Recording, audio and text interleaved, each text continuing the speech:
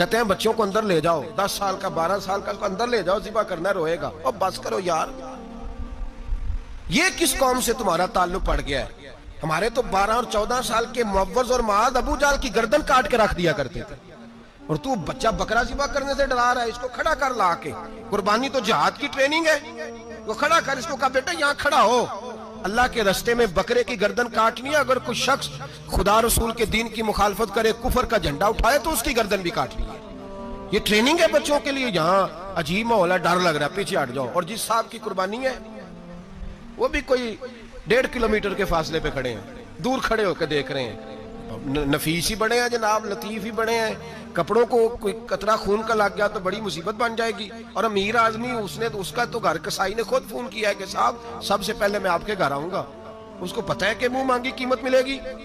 مہربانی فرمائیں، قربانی میرے رسول پاک صلی اللہ علیہ وسلم سے زیادہ نفاست والی طبیعت کسی کی نہیں۔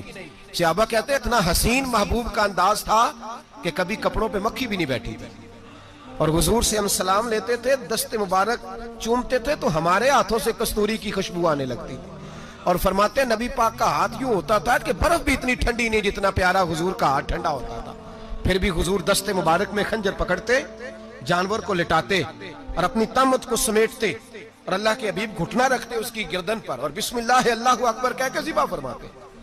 حضور خود دست مبارک سے، تو اتنا زیادہ نازک مزاج ہو گیا ہے کہ اب یہ والی سنت ادا کرنا مشکل ہو گیا تیرے لیے۔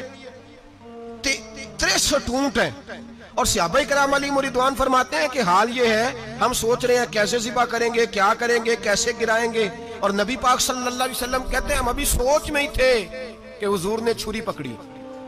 خنجر جب حضور نے اٹھایا تو فرماتے ہیں اونٹ دوڑتا ہوا آیا اور نبی پاک کے سامنے آ کے لیٹ گیا۔ فرماتے ہیں اللہ کے رسول نے بسم اللہ اللہ اکبر کہہ کے ذبح کیا، اس نے ٹانگ بھی کوئی نہیں ہلائی، پیر بھی کوئی نہیں ہلایا۔ وہ کسی شاعر نے بڑی عجیب بات کہی تھی، اس نے کہا پھنسی جو دام میں بلبل تو لگی یوں کہنے، کرے گا قتل کیا تو نے جب اسیر مجھے، کباب شمع کے شعلے پہ کیجیو سیاد، شکل گل نظر آئے دم اخیر مجھے۔